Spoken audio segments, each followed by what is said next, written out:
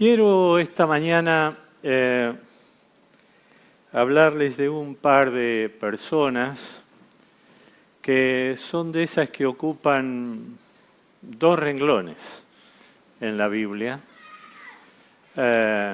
Uno cuando hace esto corre el riesgo de agregarle cosas. Voy a tratar de ser lo más fiel posible al espíritu de la palabra que tengo delante, pero aún así me parece que valen la pena y son inspiradores.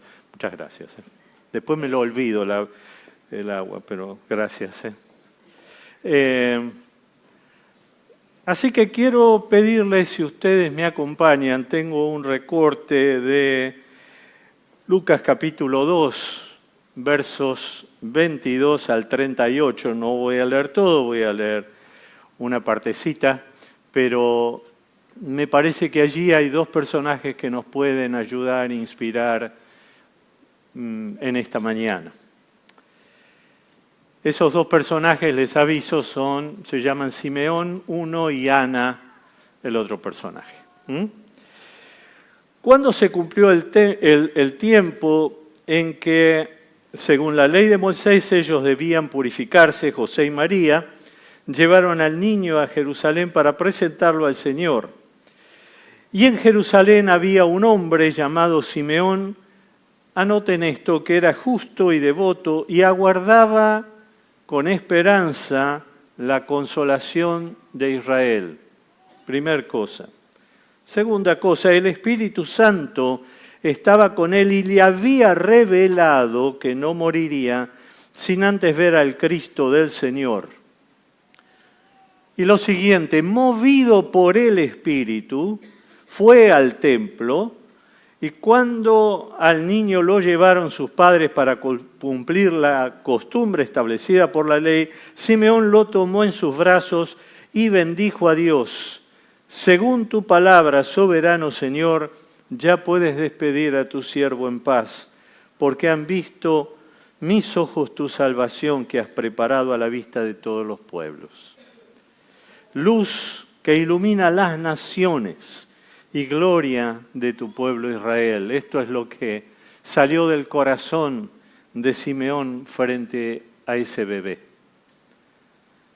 Simeón les dio su bendición y dijo a María, la madre de Jesús: este niño está destinado a causar la caída y el levantamiento de muchos en Israel, a crear oposición a fin de que se manifiesten las intenciones de muchos corazones. En cuanto a ti, le dijo a María, una espada atravesará tu alma. Había también una profetisa, Ana. Era muy anciana, casada de joven, había vivido con su esposo 7 años y luego permaneció viuda hasta la edad de 84. Nunca salía del templo, sino que de día y de noche adoraba a Dios con ayunos y oraciones. Y llegando en ese mismo momento, Ana dio gracias a Dios y comenzó a hablar del niño a todos los que esperaban la redención de Jerusalén. Hasta allí el texto, y si hay alguna cosa más, hay muy poco lo que podríamos agregar a esta referencia tanto de Ana como de Simeón. Pero hace meses que estos dos personajes andan dando vueltas por mi corazón y mi cabeza. Algo me pasó cuando escuché este relato. Simeón, un hombre justo y piadoso, dice que esperaba la consolación de Israel y el Espíritu de Dios le había prometido que no moriría sin antes ver al Mesías. Y en la oscuridad de su tiempo, él mantenía la esperanza y era sensible a la dirección del Espíritu. ¿Y por qué digo esto?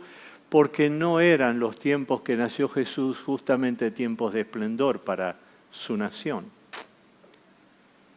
Estaban sometidos al poder romano, estaban sumergidos en la miseria y eran un poco entre canal de logística para llevar los bienes de un lado al otro del imperio y por otro lado eran en parte granero para alimentar a otros. Pero a ellos les quedaba poco y nada en todo ese movimiento, salvo sojuzgamiento. Y en ese sojuzgamiento dice que Simeón todavía esperaba la consolación de Israel. ¿Cuál consolación? La consolación de un Mesías que iba a cambiar las cosas. Políticamente, no, espiritualmente. Guiado por el Espíritu, toma un bebé en sus brazos, pero él en ese bebé ve al Mesías libertador. ¡Wow! Y le habla a su mamá. Y le habla a su mamá de corazón a corazón. Y no le dice las cosas que comúnmente escuchamos. Va a salir todo fenómeno, no sabe lo que va a hacer este pibe. Va a ser físico cuántico y no sabe lo bien que le va a ir y la plata que va a tener. No.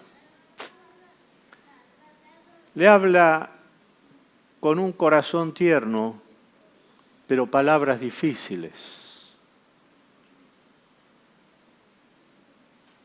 Las profecías que traía Simeón no eran justamente buenas noticias humanas, aunque eran buenas noticias de redención. Es otra cosa. A veces perdemos de vista el valor de la presencia compasiva, aun cuando hay que dar malas noticias. La actitud de compasión, de ofrecer consuelo, de ofrecer sentido en la vida en medio de la desesperanza. Presencia amorosa en medio del dolor. Acompañar desde el corazón, no solo desde el consejo de lo que alguien tiene o no que hacer, sino poder acompañar desde la cercanía del que dice yo estoy con vos, yo estoy al lado tuyo, yo te acompaño. Acompañar es caminar junto a. Es otra cosa. Y allí anda Ana también, una profetisa, una mujer muy mayor. Imaginen para aquella época llegar a esta edad, ¿sí? Y además con todas las desventajas que implicaba ser mujer en aquella época y además viuda. Porque era el hombre en aquella época el que abría el acceso a la sociedad. Era el hombre el que tenía la titularidad de los bienes. Era el hombre el que permitía a la mujer acceder a determinados espacios. La mujer no se podía manejar sola. Y además viuda, con todas las carencias que eso implicaba. Es cierto que Israel tenía el mandato de la palabra de poder cuidar a los huérfanos, a las viudas y a los extranjeros. Sin embargo, como muchas palabras de Dios, se cumplían poco. Y Ana afrontaba su condición por décadas y aún así ella pudo servir. Fíjense que de ninguno de ellos dos se dice que eran miembros de la institución religiosa. De ninguno de los dos se dice eso. Ninguno de los dos tenía cargo en el templo. Ninguno de los dos eran de la religión profesional. No, eran simples personas que esperaban el consuelo de Dios. Eso les hace diferentes. A veces hemos perdido de vista que la espiritualidad se mueve con otra lógica, que no discrimina sexo, que no discrimina edades, que está allí disponible cuando hay corazones abiertos y hambrientos a esa presencia. Dios usa a los sencillos y a las sencillas. ¿Qué tienen en común Simeón y Ana? Me encanta su bajo perfil. Simeón recibió esa voz de Dios que lo llamaba y fue, y punto.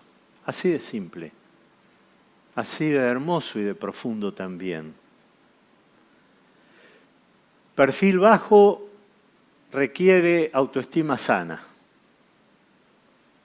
Autoestima sana no es lo mismo que autoestima baja o autoestima alta. Baja y alta autoestima, las dos son tóxicas. Unos porque andan pidiendo perdón por existir y los otros porque andan mostrando grandezas. En una sociedad como la nuestra, en la que todo se muestra, es más, todo es para mostrarlo, porque si no, ¿para qué lo va a tener? No es para disfrutar, para vivir, no, es para mostrar. ¿Sí? Y en ese modelo social, qué bien nos hace encontrarnos con personas que pueden acercarse a otros desde un lugar totalmente distinto. La sana autoestima me permite ser sencillamente quien soy, con mis limitaciones, con mis defectos, con mis virtudes. Hoy estoy más lindo porque me cambiaron el escenario, menos mal.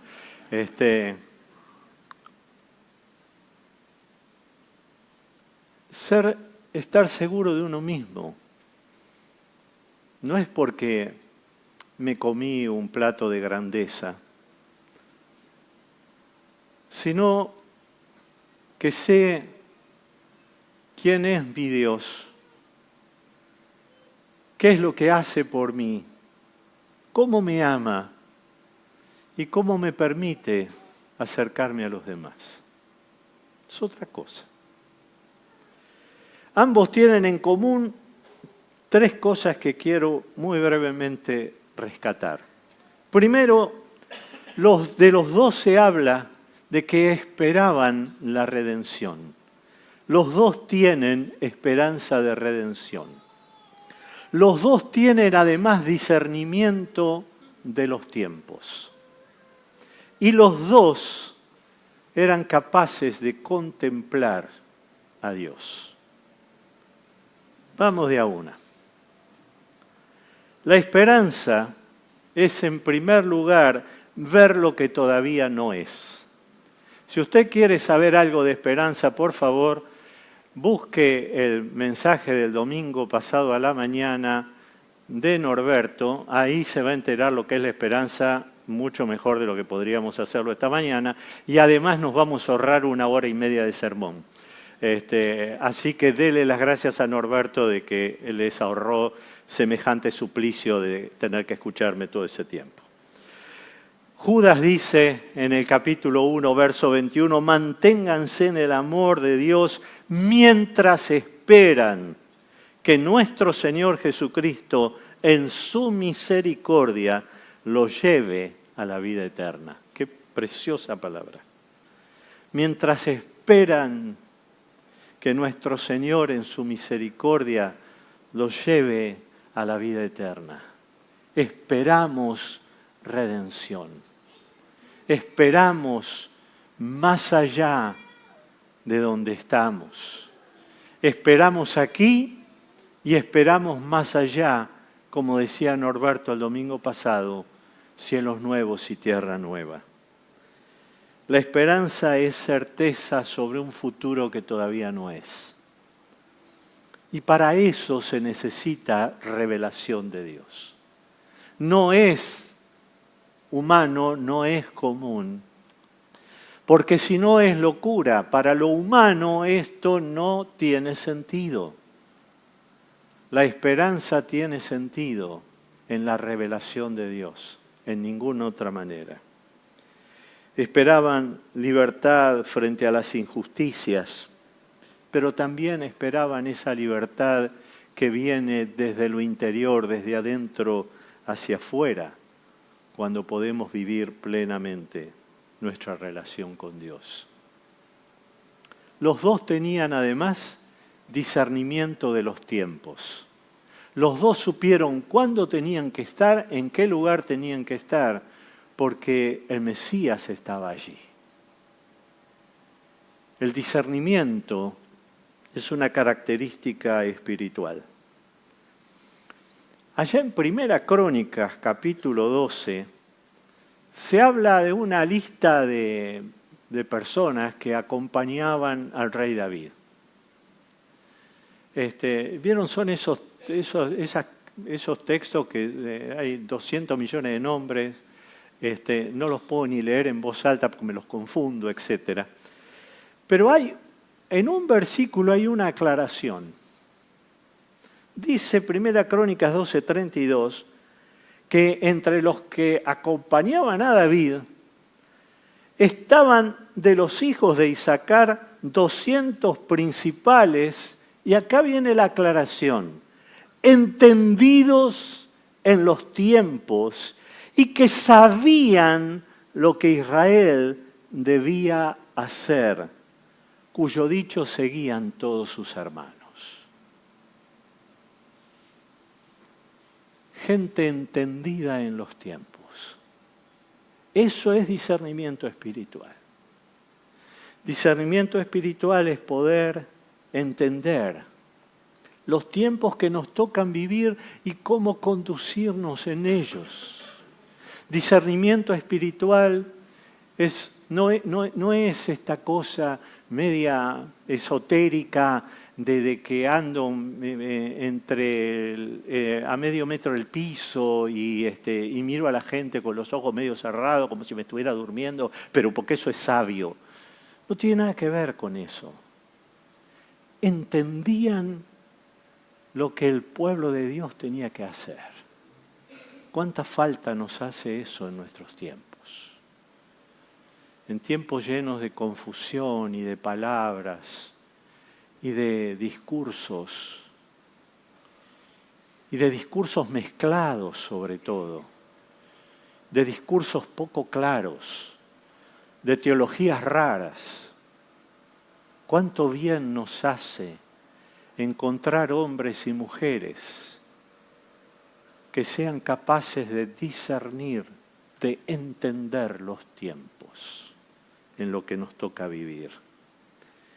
El discernimiento espiritual tiene que ver con poder escuchar la voz de Dios en medio de la confusión, en poder invitar a reconocer la acción del Espíritu de Dios en lo cotidiano. Hoy Lenny decía, ese Dios grande, bájalo a tu realidad, bájalo a tu familia, bájalo a tu vida cotidiana, bájalo a tu economía, bájalo a tu salud. Ese Dios porque cuando decimos cuán grande es Él, yo siempre me imagino ahí, muy lejos, un trono, nunca sé si son muy cómodos esos tronos, pero una cosa toda gigante, y está ahí, al lado mío, camina al lado mío. Yo estoy con ustedes todos los días hasta el fin. Poder bajar, reconocer la acción de Dios en mi vida cotidiana. Discernir también tiene que ver con poder ver los recursos de la vida espiritual frente al daño de la muerte espiritual. El discurso de la muerte es mucho más amplio que dejar de respirar. El discurso de la muerte tiene muchas formas. y formas muy duras. Las enfermedades, los odios, los abusos, las violencias, los abandonos, son discursos de la muerte. Es todo lo que destruye, es todo lo que nos quita, nos chupa la vida. El discernimiento espiritual tiene la capacidad de llevar vida allí donde el discurso de la muerte estuvo socavando, dañando y destruyendo. Poder acompañar, poder estar al lado de otros en la necesidad que tienen de sabiduría espiritual. Porque nosotros somos sabios y el otro no, no, simplemente porque en la compañía muchas veces aparecen las palabras, el consuelo o los caminos para poder ir adelante. Discernimiento espiritual es poder ver en un bebé al Mesías Salvador de la humanidad. Y ellos pudieron verlo. Pablo dice, le pido a Dios que les dé sabiduría espiritual y percepción para que crezcan en el conocimiento de Dios. La sabiduría y la percepción nos hacen crecer en Dios. Uno diría, bueno, pero es poco práctico. ¿Quién le dijo que yo soy práctico? Yo no quiero ser práctico. Todo en este mundo tiene un manual, que de paso jamás los entiendo. Porque dice, usted apriete el botón verde, yo aprieto el botón verde y sale otra función que no es la que yo quería. Nunca entendí los manuales, no entiendo los tableros de las computadoras. Voy a reprender todo lo que tenga que ver con eso.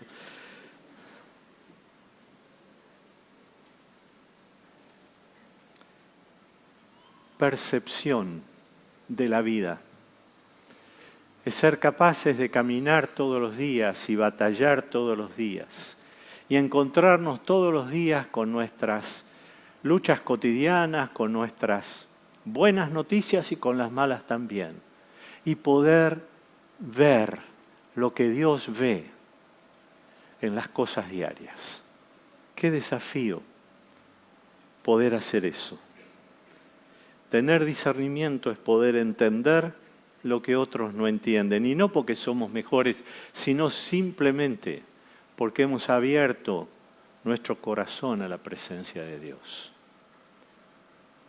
Y por último, ser capaces de escuchar lo que otros no escuchan. Es poder contemplar a Dios.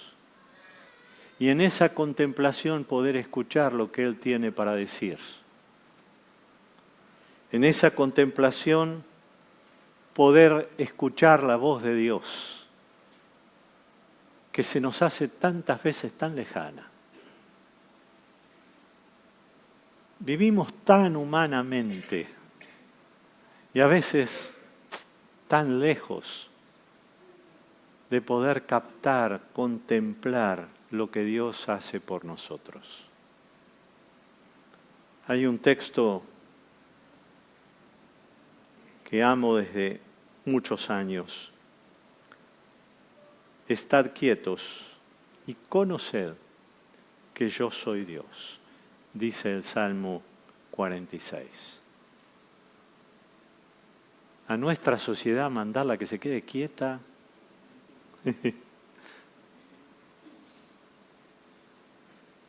A contemplar. ¿Qué es? No podemos estar perdiendo el tiempo en eso. Cuando no perdemos el tiempo en eso, lo terminamos perdiendo en muchas otras cosas que nos desgastan y nos enferman y nos dañan. Pero allá por los años 200 y 300, mismas épocas que El emperador Constantino llamaba al concilio de Nicea, supuestamente para ordenar y unificar ideas teológicas, pero en el fondo tenía mucho que ver con sus intereses políticos de unificación del imperio. ¿Sí? Pasaron 1700 años y todavía no entendimos nada, y seguimos haciendo lo mismo. Pero bueno, más allá de eso, aparecieron en la misma época, por esas épocas, personas que después las nombramos como los padres y madres del desierto. Personas hastiadas de la religión oficial, de las mezclas, de los ruidos políticos, que se alejaron a zonas desérticas en Egipto, en Siria, en Palestina, y que buscaban fundamentalmente el hecho de poder, como hombres y mujeres de Dios, una vida espiritual más profunda, con verdadero significado. Saben, la religión a la larga nos termina dejando vacíos y nos desilusiona. Y corremos ese riesgo, ¿eh? Decimos, no, yo no, pero tenemos que tener cuidado. Muchos de ellos se convirtieron en referentes y ayudas espirituales para otros. Esos hombres y mujeres que se habían corrido del ruido y que buscaban en esa contemplación de Dios una espiritualidad más profunda y más sana, se empezaron a encontrar con que la gente de las ciudades y de los pueblos cercanos salían al desierto a encontrarse con ellos y a buscar la compañía de ellos y la referencia de ellos y de ellas. Y ser una fuente de inspiración, porque eran verdadera inspiración espiritual. No tenían Instagram, no anunciaban por Twitter, porque se dice así, no diga Twitter, está mal dicho. Esto son mis años de... debe ser inglés, supongo, pero no me acuerdo. No. Sencillamente, cuando hay algo de Dios, cuando hay algo que verdaderamente es de Dios, la luz de Dios ilumina y la luz se ve. Y cuando la gente que vive en la oscuridad ve luz y anhela salir de sus vacíos y de sus dolores, va a donde está la luz. Y esto es lo que pasaba con estos padres y madres del desierto. Y esto es lo que pasaba con Simeón y con Ana, que de alguna manera me parecen una referencia a aquello que después siguió sucediendo. Para poder contemplar a Dios, necesitamos aprender a orar de manera contemplativa. La oración contemplativa es una oración de presencia más que un discurso. Es estar allí con Dios. Para eso hace falta que no haya ruido, ni externo, pero sobre todo que no haya ruido interno. También que no haya enojo, porque el enojo hace ruido. Por algo Jesús nos dijo que cuando aprendiéramos a orar teníamos que aprender a decirle, Señor, perdona nuestras deudas, como nosotros perdonamos a nuestros deudores, porque el enojo hace ruido adentro nuestro. Para contemplar necesitamos llegar allí, quedarnos allí y despojarnos de prejuicios. No estoy hablando de disciplinas orientales, esto no nació en el Tíbet. Eran hombres y mujeres de Dios que fueron capaces de abrir su corazón a una espiritualidad diferente y más profunda. Porque allí está la transformación.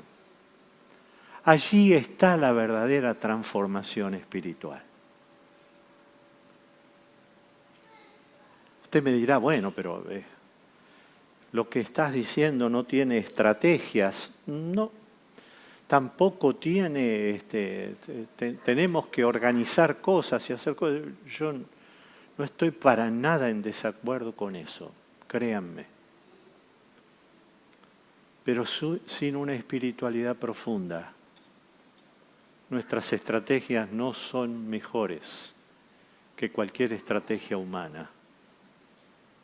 Sin una espiritualidad profunda, nuestro acercamiento a la gente no tendrá más efecto que el de cualquier acto de buena voluntad.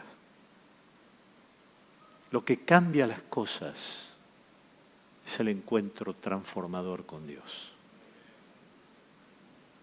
Por eso no nos desanimamos, dice Pablo, al contrario, aunque por fuera nos vamos desgastando, por dentro nos vamos renovando día tras día.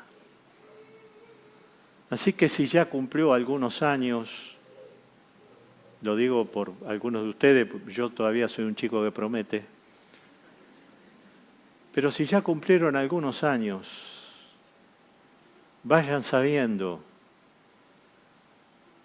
que así como Ana, ese no es el problema. Que mientras nuestro cuerpo se va desgastando, nos vamos renovando por dentro.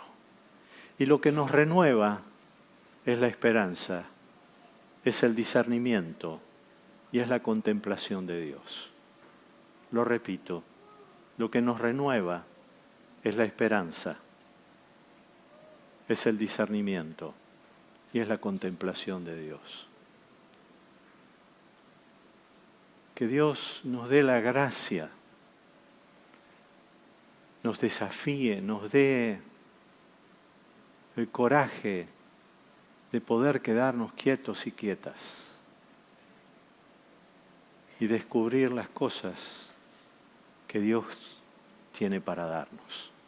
Oramos.